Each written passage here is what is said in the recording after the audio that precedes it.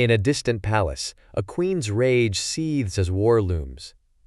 With chaos threatening her kingdom, will a human ambassador and an alien queen create a legacy of hope? Their bond holds the key to peace. But will love be enough to navigate their children's untold fate? Ethical dilemmas arise as two worlds collide amidst an impending conflict. Don't forget to subscribe. 91% of viewers enjoy our content, but forget to hit that subscribe button. By subscribing, you'll stay up to date with our daily sci-fi stories and support a dedicated team of storytellers and content creators who rely on this as their livelihood. The grand hall of the Osano Palace shimmered with a golden glow, tall columns rising like ancient trees into a starlit ceiling. Jewel-toned banners fluttered lazily, their intricate patterns telling tales of glory, while courtiers flitted back and forth like colorful butterflies, their conversations a hushed murmur of intrigue and speculation. The air was electric, thick with tension, and the aroma of sweet incense, a strange juxtaposition to the heavy gravity of the situation that loomed over the palace. Queen Maya, the sovereign of this majestic realm, stood tall and resolute. She possessed an ethereal beauty that seemed to defy the very laws of nature.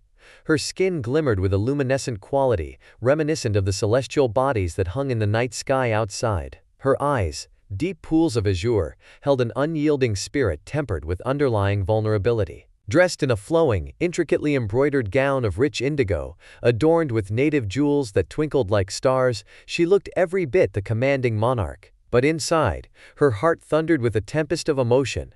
Rage and fear battled for dominance as the news battered her consciousness.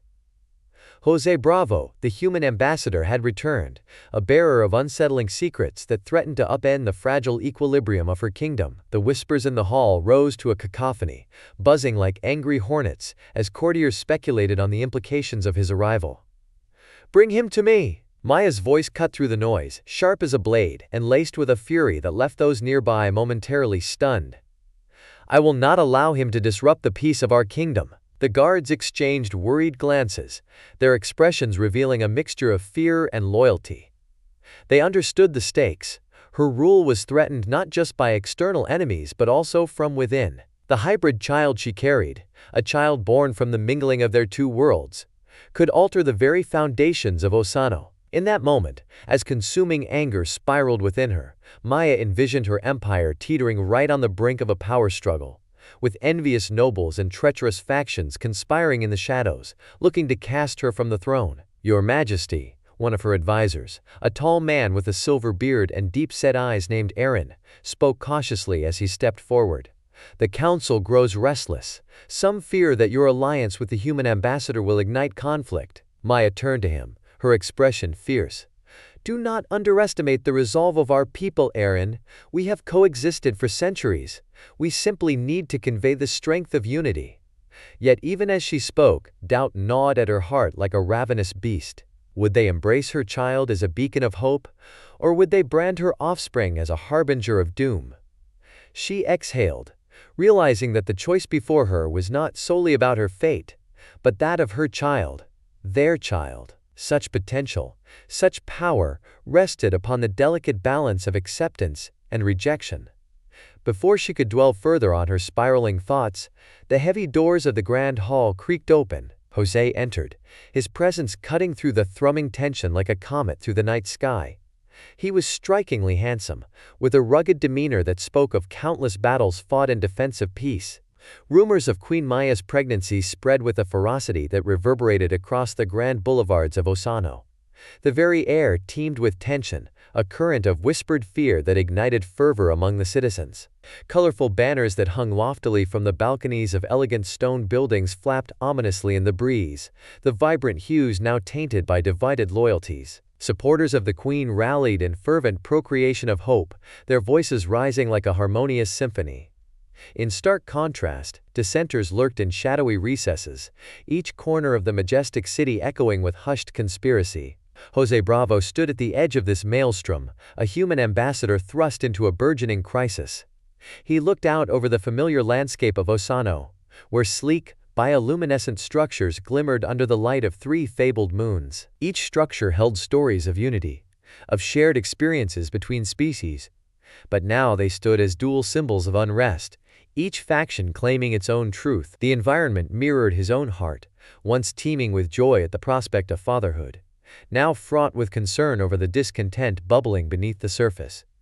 "We must fight together to protect our child," José implored a trusted ally, Lomir, a noble with fiery red skin, his eyes reflecting both wisdom and weariness. As they huddled in the shadows of a towering archive building, José's voice bore the weight of urgency. "If we don't act, she won't just lose her throne, she'll lose her life." The ex-noble's gaze sharpened, brows knitting together in contemplation as he leaned closer. "But the people are divided, José. There are those who would see you both fall. Your presence here risks inflaming the embers of dissent. We must tread carefully, or we risk everything." His voice was heavy, burdened by the knowledge of what lay ahead. Lomir pointed toward the distant marketplace, its colorful stalls contrasting sharply with the tension surrounding them. "See there?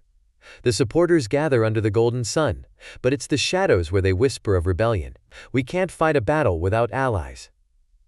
The market was bathed in sunlight, where merchants sold surreal fruits that changed colors as they ripened. Osano, a succulent delicacy with a radiant green sheen, was plentiful, a symbol of prosperity. Yet, among the laughter and cheers of the loyalist crowd, José could feel the rot of dissent creeping through the veins of the kingdom.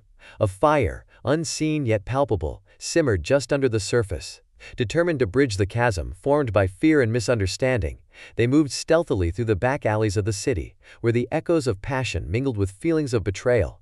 The flickering holograms of former kings and queens dangled from the walls like floating tapestries of Osano's rich history, but those faces had forgotten the art of bringing peace in times of crisis. José felt a knot in his stomach as they approached the dimly lit enclave where the rebels convened. Shadows danced across the faces of frustrated citizens, their expressions hard as stone yet glistening with the unshed tears of despair. On this stage of division, tensions were high and alliances fragile. Whispers of a potential coup intoxicated the air. "What if we could show the rebels the purity of our intentions?" José pondered aloud, determination etched into his features. "What if we presented them with the child, our child? Perhaps that could symbolize hope, a truce born of love."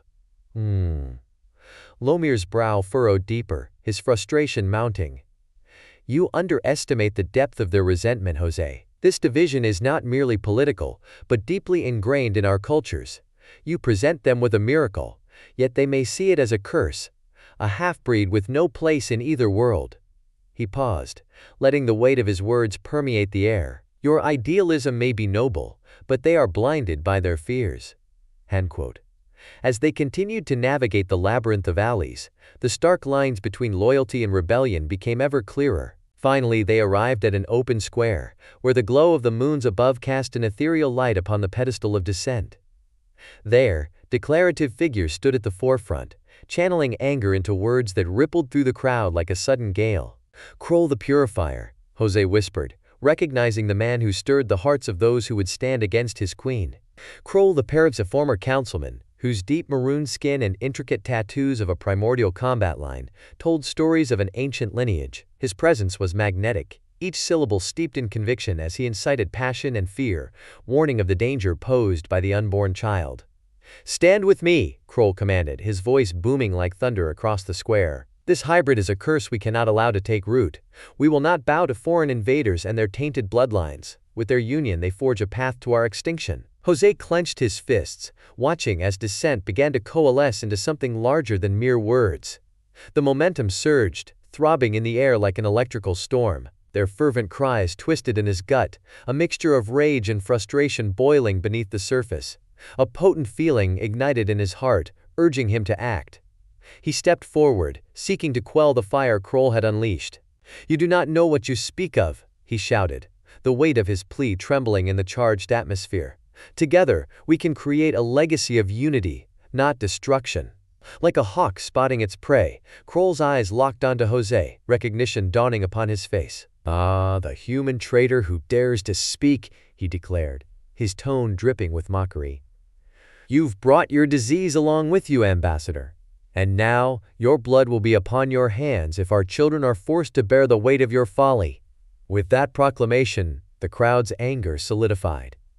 Divisions crystallized into hardened factions, and fear seeped into the very essence of the gathering. Whispers buzzed like hornets, sharp and menacing, threatening to spiral out of control. José felt the chill of isolation seep into his bones. Despite the courage swelling within him, he grappled with the realization that his very presence had conjured a specter of chaos. Lomir placed a firm hand on his shoulder, urging him back into the shadows before the tide could pull him under. "We cannot win this battle today, José. Not here and not now. We must recalibrate, find another way." With a deep breath, José stepped away from the fray, torn between the need to protect his unborn child and the instinct to stand resolute in the face of tyranny. But as they traced their steps back toward safety, dark thoughts clouded his mind. Amidst the mounting unrest in Osano, the oppressive walls of the dank, musty cell felt like a physical manifestation of José Bravo's growing despair. Cold iron bars cast long shadows across his face, while dim patches of flickering light offered a cruel reminder of freedom just out of reach. His thoughts raced relentlessly, yearning for Queen Maya and the child she carried. A child whose existence appeared to be the linchpin of a burgeoning conflict that threatened to engulf them both. Tension tightened its grip on José as he replayed the last moments before his capture, when he had dared to speak out against the fears swirling among the political elite. "Maya's child will unite us," he'd proclaimed boldly, yet that very assertion had been twisted into an act of treachery. Now, trapped behind the cold steel bars, he felt the weight of his words crashing down around him. But hope flickered again as footsteps echoed in the corridor outside, growing closer before halting directly in front of his cell. The clanking of metal against metal sent tremors of anticipation surging through him. The door creaked open slowly, and a familiar face emerged from the shadows. Tran, a once loyal member of the Royal Council now disillusioned with the faction led by Kroll. "José!" Tran's voice was hushed, urgency lacing each syllable. "We don't have much time. The Council's loyalty is fracturing. I need you to trust me. We can escape." José stared into Tran's eyes, searching for any hint of deception, but found only resolve. "What do you mean? How can we get out of here? Maya's in danger." Tran nodded grimly. "I've secured access to the secret passageways. We can slip out unnoticed, but we must be swift. The city is teetering on the brink of chaos, and Kroll is rallying the extremists. Your return might be the only thing that changes the tide." With a determined nod, José stepped into the shrouded corridor of the palace. The dim light from an overhead lamp flickered erratically, casting grotesque shadows that danced along the walls like the spirits of the fallen. The duo moved quickly, each step a frantic echo in the silence, until they reached a concealed door behind a tapestry depicting the ancient heroes of Osano. Pushing it open, they entered a serpentine passage, the cool air wrapping around them like a comforting embrace. The walls were slick with moss, and strange luminescent fungi illuminated their path in hues of blue and purple. A sense of awe mingled with fear as José felt history all around him, a legacy crying out for redemption. "We're close, but we must be careful," Tran warned as they rounded corners, each turn leading them deeper into the heart of the palace. The air grew thick with the scent of damp earth and mystery, the stone walls whispering secrets that had been buried for centuries. As they neared the exit, distant shouts pierced through the stillness, panic palpable in the voices that echoed in the palace above them. José's heart raced. He could almost envision the chaos erupting in the streets just beyond the palace walls. "We can't let them take Maya. We have to get to her first." "José, wait." Tran pressed a hand to his chest, eyes wide with urgency. "If we storm the throne room without a plan, we risk everything. We need allies, friends who believe in your cause. You're the bridge between our worlds, and it's your strength they'll rally behind." With motivation igniting his spirit like wildfire, José nodded. He sensed the gravity of their circumstances pressing down. Failure was not an option. The two slipped out into the bustling streets of Osano, where a tempest of emotions stormed above them. The marketplace, once vibrant and colorful, was now draped in somber hues of desperation. Protesters cried out for change, voices merging into a cacophony of fear and hope. "Hybrid! Terror!" shouted the banners, as they flapped like wings of doom. José and Tran threaded through the throng, hearts pounding in concert with the chaos surrounding them. As they wove their way toward the heart of dissent, José spotted Kroll standing atop a makeshift platform, rallying the crowd. His presence was an iron fist and velvet gloves, a voice that enticed yet repulsed. "Look upon our queen!" Kroll roared, his eyes aflame with fervor. She bears the spawn of a lowly human. Are we to accept this aberration as our future? Stand strong, Osano. We will cleanse our bloodline. We will not succumb to this hybrid madness. Anger surged through José. He felt every ounce of his being urge him forward, urging him to confront Kroll. But Tran gripped his arm tightly, warning him with a mere look that this was not the moment. We need the people to see you, to feel your presence. Not this. Not yet. They pressed further through the crowded alleyways, seeking allies who would stand against Kroll's growing influence. The city radiated both tension and energy, every corner pulsing with life. This was an Osano on the verge. People teetering between fear and courage. A brewing storm. A familiar face emerged from the shadows. A young woman clad in the vibrant colors of the rebellion, her fiery red hair accentuating the steely resolve in her gaze. "José!" she called out with surprising intensity, breaking through the chaos. "I've heard of your plight. We need you. People are losing their faith in the Queen." "Era!" José breathed, feeling a rush of gratitude as they embraced. "We need to protect Maya. Kroll is rallying the dissenters against her. He aims to seize the throne." Era nodded, determination etched deeply into her features. "I've been gathering supporters, but fear fuels their reluctance. They need a reason to believe again, something tangible." Her eyes flickered with urgency, compelling them to act. "We'll show them hope," José declared, a wave of resolve washing over him. Together, they joined forces with Era's underground network, weaving through the back alleys, where whispers of dissent could transform into chants of revolution. But as they positioned themselves in the heart of the crowd, José felt the weight of their mission, pressing down like the glimmering night sky above. Each breath ignited the fire of righteous determination within him, yet shadows lurked in the periphery. Kroll's followers vigilant and ready to pounce.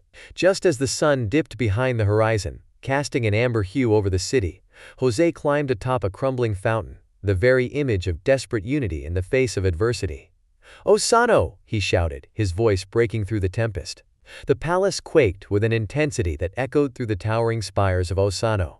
High above the chaotic streets where dissent was brewing, the thick walls of the grand hall shook as Kroll and his followers unleashed their fury, shouting slogans that resonated with a primal fear of the hybrid child. Their voices clawed at the foundations of serenity that Maya had fought so hard to maintain. Maya writhed in labor beneath the ornate arches of the throne room, the weight of impending motherhood clashing violently with the treacherous political storm brewing outside. Pain radiated through her, but it was soon mingled with a fierce determination. "Protect our legacy, José," she gasped, her breaths coming in quick, sharp bursts. She clutched the sides of the grand, intricately carved throne lit with flickering sconces, the shadows dancing ominously as enemies threatened their very existence. Outside, the streets were a tapestry of chaos. Banners flying, weapons glinting beneath the twin suns that bathed the city in an eerie golden hue. José's heart raced as he pushed through the throng, adrenaline coursing through his veins, driving him forward amidst the screams and shouts of a kingdom unraveling. The cries of "Purity!" rang out, taunting him as the weight of the world bore down on him. "Maya!" he shouted, desperation lacing his voice. "I'm here! We'll get through this together!" The sound of his plea echoed off the marble walls, somehow swallowed in the tempest outside. He could just imagine her, radiant and fierce, a warrior queen in the face of adversity, yet vulnerable in the moment of labor. As he approached the entrance of the throne room, the doors swung open, slamming against the walls with a deafening crash. The tension within the chamber was electric, a swirling maelstrom of fear and hope, of promise and anger. Kroll stood at the forefront, his tall figure a dark silhouette against the light flooding from the grand arches. His face twisted in a mask of hatred, eyes ablaze with fervor, a tyrant intent on purging what he perceived as a blight on their culture. "Maya!" he called again, but fear threatened to drown his resolve when he saw his beloved in anguish, trapped in a cruel moment of destiny. The very moment the future of Osano was at stake. Kroll's voice boomed, heavy with authority. "The hybrid is a sign of weakness, a threat to our race. We must eradicate this filth before it's too late." Maya's gaze met José's, unyielding like the stars themselves, and suddenly the cacophony of chaos outside faded. In that heartbeat, their lives intertwined, and a potent understanding sparked between them. They had fought hard to carve out a future, but in that moment, she was fighting for more than a kingdom. She was fighting for life itself. Fueled by the gravity of their shared purpose, José stepped forward. Kroll, listen to me. The child, our child, can be the bridge. The unity you fear can be a reality if you just let it. His words, though bold, faltered slightly against the barrage of hostile shouts rising up like a tidal wave. Kroll laughed, a deep, mocking sound that echoed through the chamber. Unity! You speak of unity as though it's possible. You brought chaos here, Ambassador. You thought your ways could save us? He turned to his followers, inciting their fury, and José watched in horror as they brandished weapons painted in the colors of war. But hope still glimmered amid the chaos. On the opposite side of the throne room, Tran peered through the fray, with worry etched across his face, muscles tense as he observed the conflict brewing. He had risen from his shadows, not just a member of the council but a voice of reason hidden among the whispers of betrayal. He stepped beside José, lowering his voice. We need to stall. If you can buy us time, I can get reinforcements. Reinforcements? José's eyes darted anxiously toward the door, as more dissenters rallied to Kroll's side, their faces animated with the fever of mob mentality. We don't have time for that. We need to convince them this is about more than politics. Suddenly, a bolt of energy surged through the crowd, igniting tensions further.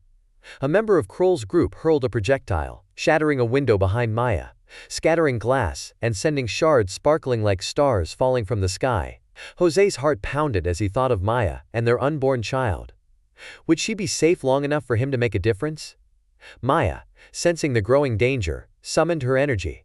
The walls seemed to pulse with her determination as she stood, despite the visceral pains coursing through her. Her voice rang out, commanding and clear. Osano, this child is not a curse. This child represents the future, the unity our societies have long denied. Silence drifted through the growing tension, and for a brief moment, all eyes were on the queen, whose fearlessness began to chip away at the hostility around her. José felt a swell of pride. This was the Maya he had fallen in love with. This warrior heart, reminiscent of a queen who would rise against the tides of mutiny and defend what mattered most. But Kroll was not so easily swayed. Foolishness! You risk your life for a creature born of sedition. His voice was thunderous, shaking the air and kindling the fire among his followers. The tension became palpable, thick enough to cut with a knife, as Kroll raised an arm, a shimmer of energetic light coalescing there. A weapon built from centuries-old technology coursing with ancient power. José, no! Maya yelled. The protective instinct ignited within her, and she took a step forward, pain threading through her, yet unwilling to yield. Yet before conviction could take form, the palace's massive double doors blasted open, a sudden rush of wind sweeping in as a battalion of Imperial guards strode through, their armor glinting ominously in the golden light. In the name of the Queen, their commander boomed, locking eyes with Kroll. This insurrection must end now. It was an unexpected respite. The guards managed to redirect attention momentarily as Kroll seethed with rage. The ensuing commotion was a dance of fate. Swords clashed, shouts turned to screams, and the very foundations of the kingdom trembled underfoot. José felt a mix of dread and caution wash over him as he watched the chaos unfold. Looking back toward Maya, he saw the fierce determination etched across her face, knowing that the choices made here today would determine not just their survival, but the fate of their child. Her eyes flickered urgent and alive, almost daring him to stand resolute against the tide. At the break of dawn, the unmistakable cries of a newborn filled the Osano palace, resonating through its opulent halls with an unexpected clarity that transcended the usual sounds of court. The moment Lyra took her first breath, time itself seemed to pause, both within the palace walls and outside in the turbulent world that surrounded them. José and Maya clasped hands, their fingers intertwining as joy and trepidation swept over them like a tide. "Look at her, José," Maya breathed, her voice trembling with emotion. "She is our hope." Her gaze fell upon the tiny bundle in her arms, a radiant symbol of their union, glowing with a light that felt almost ethereal against the backdrop of their chaotic reality. In the heart of the palace, the tension had not subsided. Guards stood at attention, whispers of war flaring in the air like sparks from a forgotten fire. Outside, The cries of the newborn had spread like wildfire through the streets of Osano, compelling citizens to gather at the palace gates. Uncertainty hung heavy in the air, hanging in the balance like the last drops of a fragile raindrop, waiting for the storm to break. "The tides are shifting," Maya whispered, tears of joy streaming streaks across her cheeks as she gazed into José's eyes, a mix of vulnerability and strength reflected in that gaze. "Together, we can change their minds, José. We must show them who she truly is." José squeezed her hand, feeling both the warmth of her hope and the cold weight of reality pressing down. "If we can reach the people, persuade them to see Lyra as a symbol of unity rather than division, maybe we can avert the conflict before it spirals even further." As they moved toward the balcony overlooking the throng below, the scenery changed dramatically. The once vibrant banners of Osano stirred in the morning breeze, each flutter now a reminder of the fragile balance between acceptance and chaos. José could see the faces in the crowd: fear, curiosity, anger, but through it all, a glimmer of something far more potent: empathy. A shared understanding began to thaw the icy grip of hatred that had plagued their worlds. "Can you hear them?" José asked, leaning closer to Maya as they stepped onto the ornate balcony. "They're waiting for us." The crowd grew quiet, their eyes fixated upon the royal couple. From a distance, the sound of a distant drum began to reverberate, rising and falling through the air like a heartbeat. José's heart raced, the rhythm merging with the constant drum of his resolve. "We have to show them she is one of us, your people, and mine." Maya nodded, her expression firming as determination ignited within her. "We stand on the precipice of history, José. This moment is more than just ours. It belongs to every soul in Osano and beyond." She turned her gaze toward the sun, its first rays dancing against her regal silhouette, casting shades of gold across the stone behind them. In the depths of the crowd, Kroll watched with a stormy expression marked by sharp disdain. His followers whispered among themselves, fueled by a mix of resentment and fear. José could almost feel the weight of their intentions, each one calculating the chance to strike against what they saw as an affront to their purity. "This is our moment, Maya," José urged. "But we must show them her beauty, not just in her appearance but in what she embodies." Maya took a deep breath, steadying her heart. "Together we will present Lyra to the moral compass of Osano," she announced, her voice echoing against the stone, stronger than the tumult surrounding them. "Let her be the beacon that guides our civilizations toward a new legacy. She is not merely a child born of two worlds. She represents our potential by coming together to forge a better future." As their voices merged with the resonance of the dawn, they lifted Lyra towards the crowd, presenting her tiny yet radiant against the backdrop of the awakening world. The silence that enveloped the field became a moment suspended in time, thick with anticipation. Then, at that very moment, the cries of the newborn reached them, rebounding off the walls and reverberating through the hearts of the people gathered below. "See her," José called out passionately, pointing toward Lyra. "See what your hatred has brought forth. She is born of love, of unity. She carries within her the strength of both our worlds." Slowly, uncertainly at first, hands began to rise from the crowd, reaching toward the baby. Murmurs echoed back, a wave of disbelief interlaced with curiosity. Light sparkled in the eyes of many, fear loosened its grip as understanding sparked. Maya took the lead, her voice unwavering. "Together, we have the strength to rise above the past. Lyra can be the bridge that connects human and Osano. She can heal the divides." As the crowd surged forward, moved by a gravitational force they didn't fully understand, the unease began to transform into a burgeoning resolve. Faces hardened with conflict softened into expressions of wonder, recognition sparking within the depths of their hearts. Yet from the shadows, Kroll's anger simmered. He stepped forward, silhouetted against the rising sun, focusing the crowd's attention back on his darker, more insidious narrative. "You're blinded by her light," he spat, his voice drenching the air with disdain. "She is a monstrosity, an abomination. Together we must purify our blood." José's body tensed, a roar of indignation rising in his throat. "Kroll, look at her. Look at the hope she brings. What you offer is division, hatred. Can't you see what we could accomplish together?" Kroll laughed, but it was the laughter of someone who knows defeat is at his doorstep. "You are a fool, human. The purity of our race is at stake. Her very existence threatens to unravel everything. Justice must be served." "What you call justice," Maya shouted, stepping forward to confront him, "is nothing but fear dressed in arrogance. We offer a new legacy, a legacy powerful enough to take down the very walls of our conflicts." But Kroll was driven. Behind him, his supporters narrowed their eyes, riled up with shared passion, and rallied around a cause that darkened the heart. "Purity," they chanted, fueled by his fervor. Yet, within the sea of voices, a shift began. Individuals began to murmur, questioning. The sound of hands, clapping echoed, swallowed by the tide of the crowd. The warmth of hope spilled over as those who had followed Kroll began to cast derisive looks, swapping frozen stares toward each other. One by one, people began to step forward, supporting the royal couple and their child, identifying Lyra's potential as a bond, rather than a division. Eyes glistened with tears as they witnessed the future born right before them, the promise of a life that could bridge both worlds. "Her existence alone can teach us empathy," a woman cried from the crowd, her voice trembling yet resonant. "She cries just like our children. She is born of us. She is an Osanian." As the resonance spread further, José and Maya exchanged a glance filled with hope, their faith rekindled. The uprising had been anticipated, yet they were steady, formidable in their resolve. Sensing the power rooting in their alliance with the people, they steeled themselves for whatever was to come. Kroll's anger boiled over, the menace of his followers palpable in the air. The clash of ideals began, with both sides roaring out their beliefs. However, any semblance of doubt fell silent.